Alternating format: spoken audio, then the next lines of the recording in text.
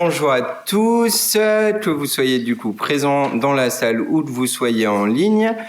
Nous sommes ravis de vous retrouver aujourd'hui pour cet après-midi d'études consacré au port face aux défis du changement climatique. Cet après-midi d'études s'inscrit au sein du programme Mer et Changement climatique, dirigé par Chiara Neri, professeur de droit public à Lyon 3, et Pascal Ricard, chercheuse au CNRS, que je remercie de leur confiance pour l'organisation de cet après-midi d'études. Je tiens également à remercier les équipes techniques de Lyon 3 qui nous permettent d'organiser un live YouTube, et bien sûr, et tout particulièrement, Yacine Chatou et Lise Barra, sans qui rien de tout ça ne serait possible. Merci bien sûr aussi aux intervenants qui, durant cet après-midi d'études, vont nous partager leurs connaissances, du coup, sur ce sujet passionnant qu'est le port. Alors, de quoi allons-nous parler finalement pendant cette journée d'études? Et qu'est-ce qu'un port? Un port, c'est avant tout un lieu de départ et un lieu d'arrivée. C'est également un lieu d'activité, de transfert de marchandises, un lieu d'activité logistique, économique et humaine. Un port, c'est également un lieu de vie, une communauté au sein de laquelle coexiste un ensemble de professions qui contribuent toutes à leur échelle à l'activité du port et à son rayonnement.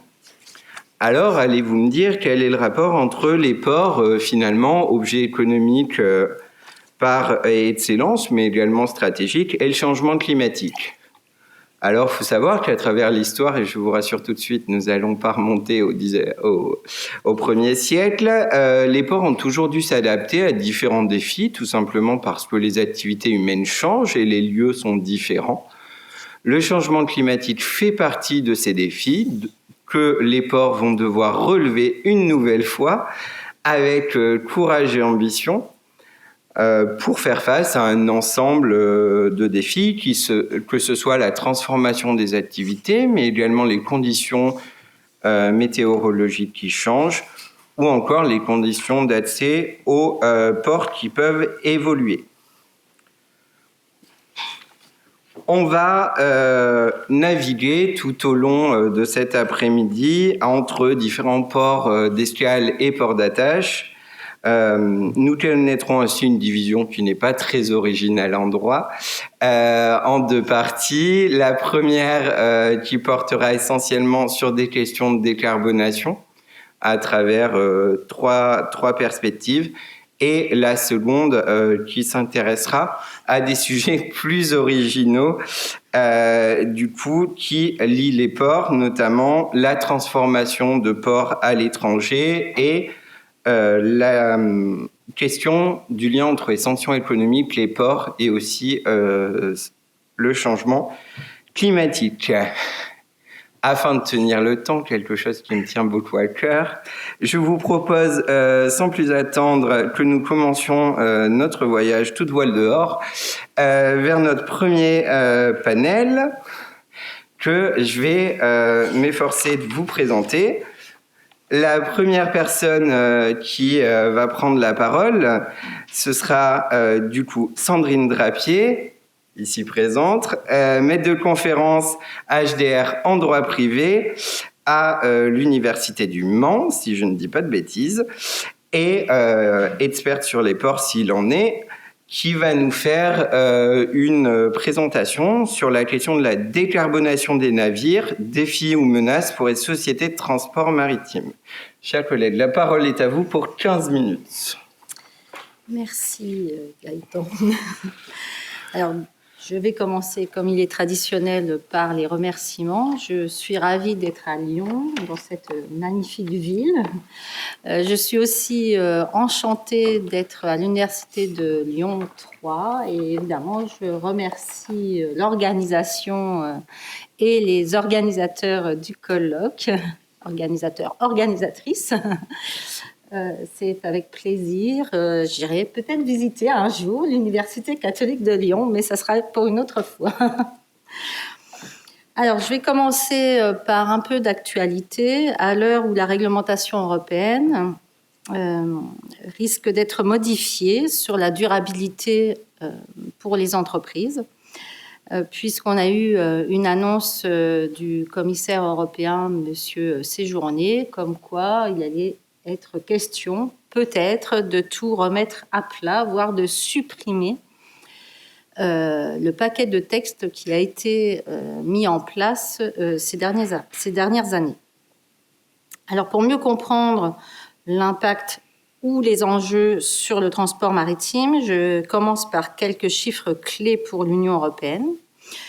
En 2022, le transport maritime représente environ 75% du volume des échanges extérieurs de l'Union, 31% du volume des échanges intérieurs et il représente 400 millions de passagers dans les ports. Côté carbone,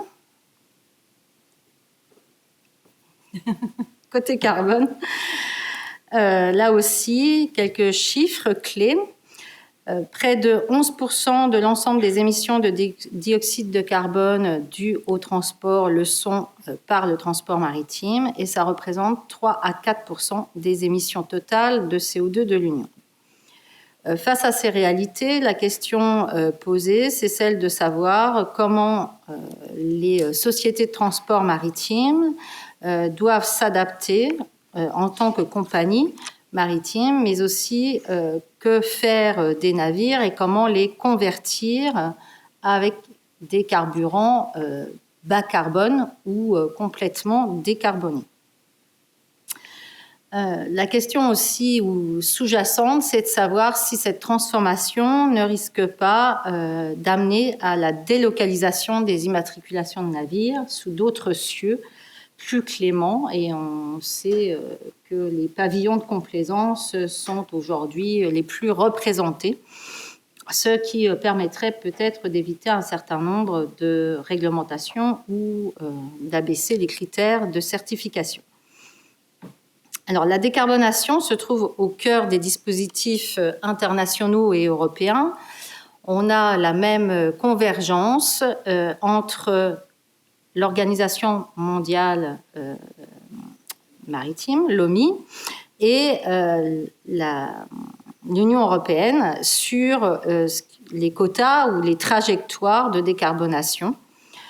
Bien entendu, l'Union européenne est bien plus contraignante, avec des objectifs chiffrés plus présents et plus rigoureux.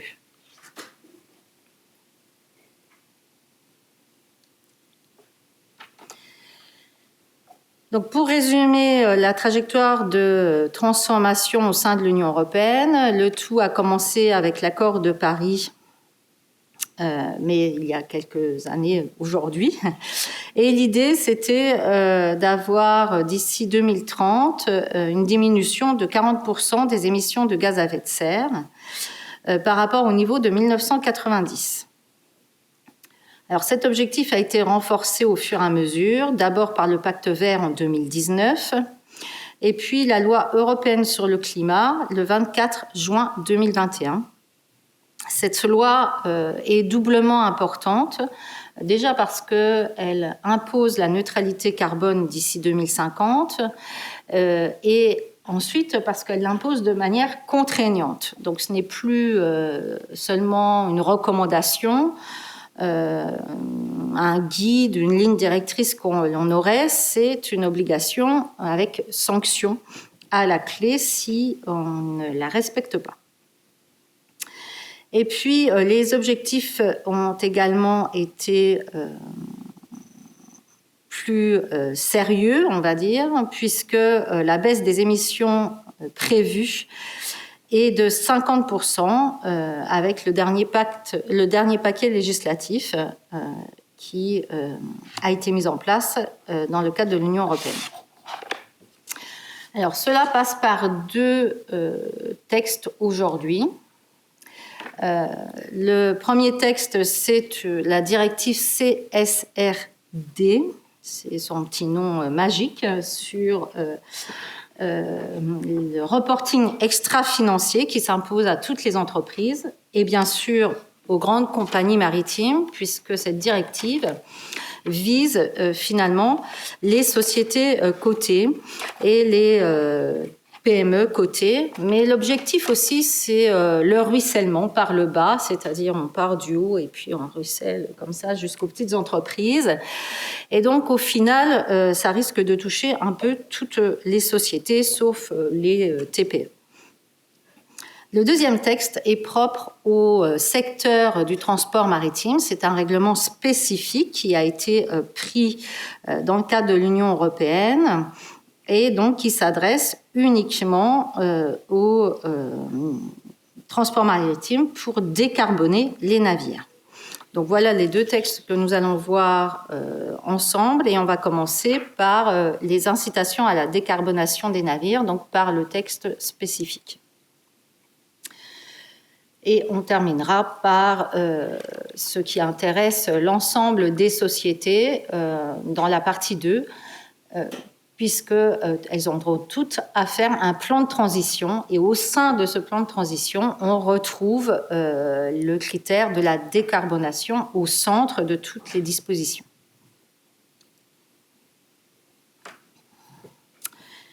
Donc on commence par le règlement du 13 septembre 2023 relatif à l'utilisation de carburants renouvelables et bas carbone dans le transport maritime. Ce règlement va nous permettre de voir quelles sont les projections proposées par l'Union européenne pour les navires. Donc l'idée, c'est toujours la même, c'est de réduire au global le carbone et les gaz à effet de serre.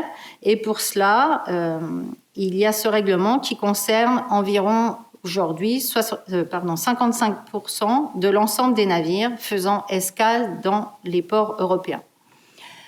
Alors certains sont exclus et au final, ce sont les transporteurs qui ont des navires avec une jauge brute supérieure à 5000 UMS.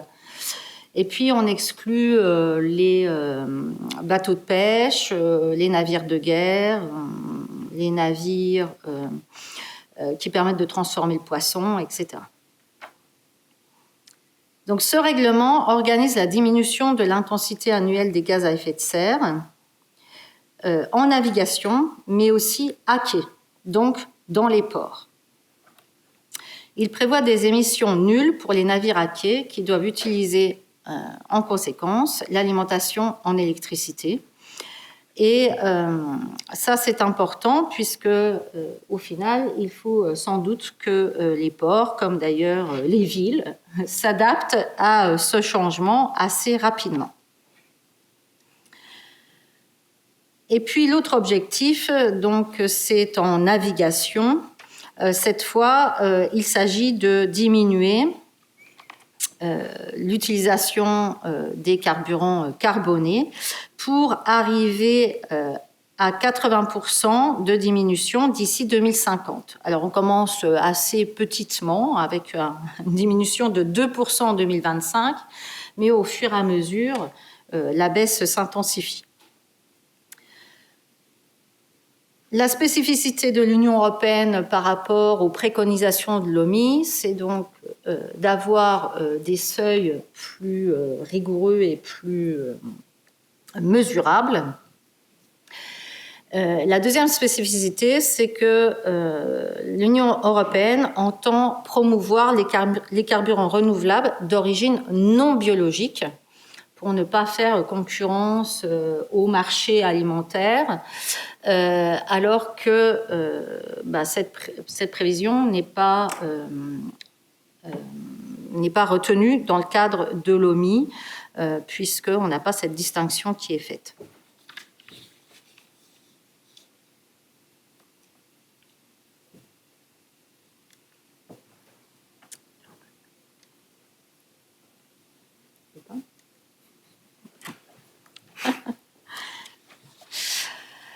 Alors, la question qui se pose, c'est de savoir si l'Union européenne n'est pas finalement en train d'encourager l'attractivité d'autres pavillons que ceux européens par une réglementation finalement assez stricte. Alors cette question, elle est en partie envisagée et réglée par le règlement lui-même de 2023, puisque lorsqu'on lit les préliminaires, on remarque que la pratique d'évitement, de dépavillonnement, de repavillonnement est en partie envisagée. Alors, pour éviter toutes les discriminations entre pavillons et pour éviter des pratiques d'aller voir ailleurs si l'herbe y est plus verte, entre guillemets, même si cette expression est très terrienne finalement, l'Union européenne a essayé d'anticiper et elle a eu recours à la notion de port d'escale. Et c'est comme ça qu'elle entend finalement faire en sorte que les compagnies maritimes n'aillent pas dans des zones périphériques pour éviter cette nouvelle réglementation. Alors, le risque d'escale d'évitement dans les ports non européens est pris en compte donc, pour écarter ce qu'on appelle les fausses escales. La notion de port d'escale y est définie comme le port dans lequel s'arrête un navire pour charger ou décharger des marchandises, pour embarquer ou débarquer des passagers, ou encore le port dans lequel un navire de ravitaillement en mer s'arrête pour changer d'équipage.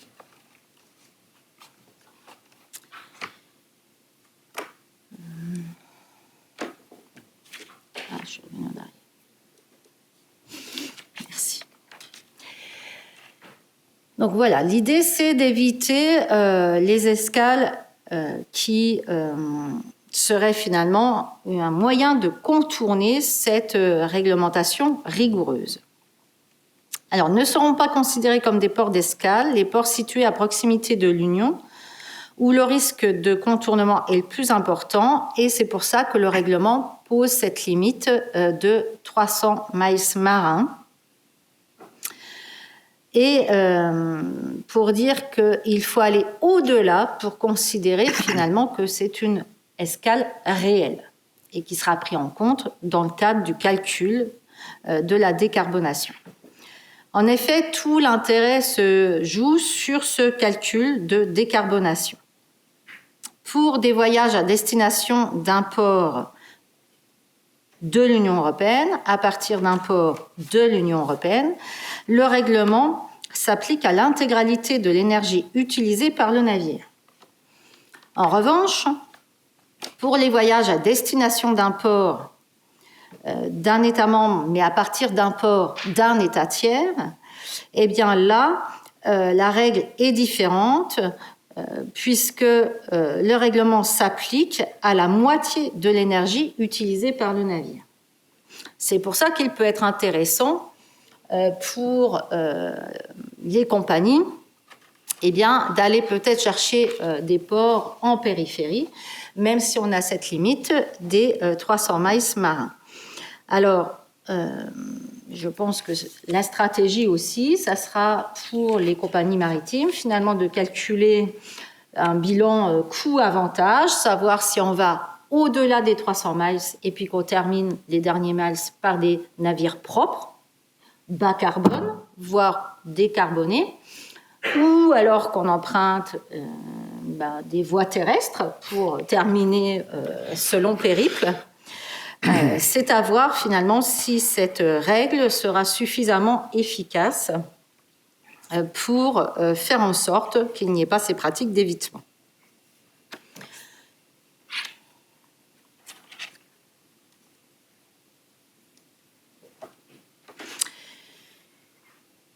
Deuxième innovation sur laquelle finalement l'Union européenne compte, c'est la participation des compagnies maritimes au système d'échange de quotas d'émissions, le fameux marché carbone.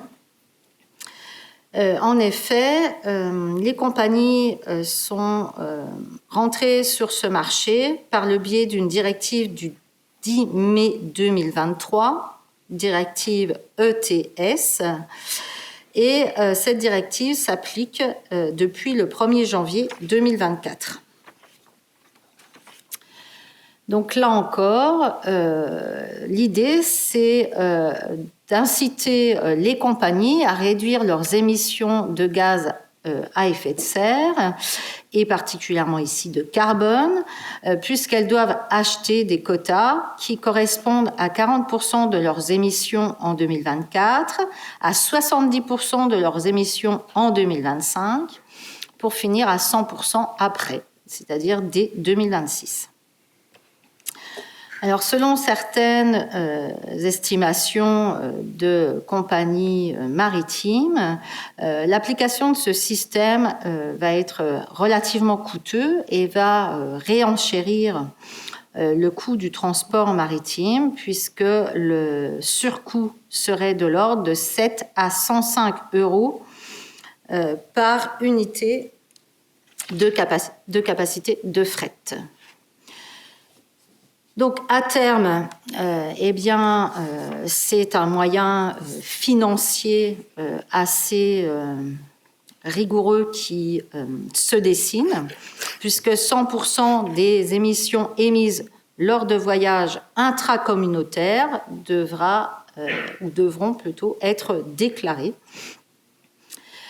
Bien entendu, là aussi, on a, comme pour le précédent règlement, on a envisagé de limiter les risques de fuite de carbone avec une liste dressée par la Commission européenne de ports qui pourront être considérés comme des escales et d'autres qui ne feront pas partie des escales autorisées.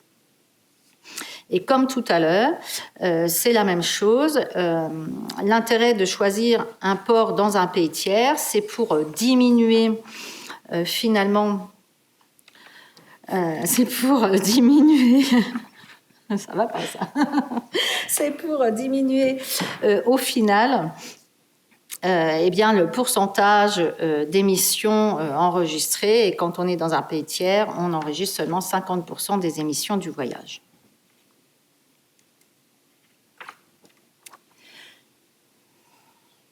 Alors, j'avais mis l'impact financier, mais... Ah non, je suis en marche arrière.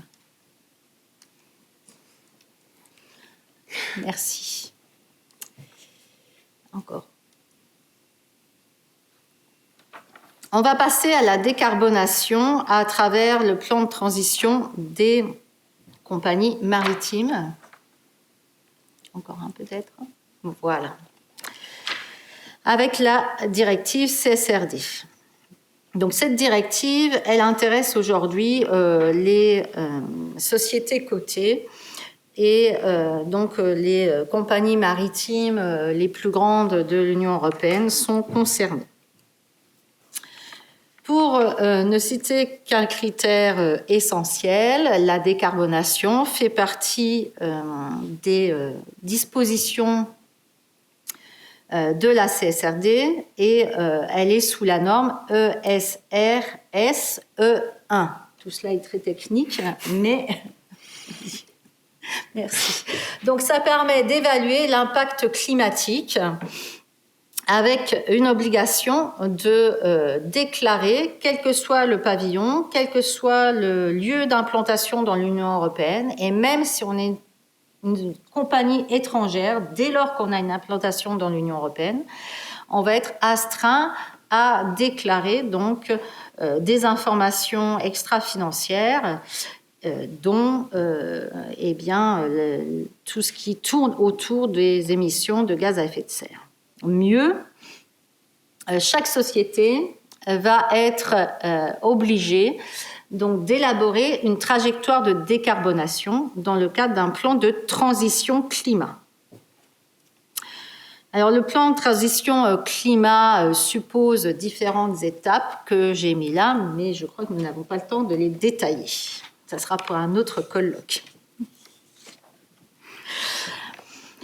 Bref, l'idée, c'est que les sociétés doivent finalement calculer à la fois les émissions émises par les navires qu'elles détiennent.